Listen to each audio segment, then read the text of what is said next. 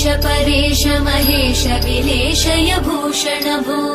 साम्ब सदाशिव शम्भो शङ्कर शरणं मे तव चरणयुगम्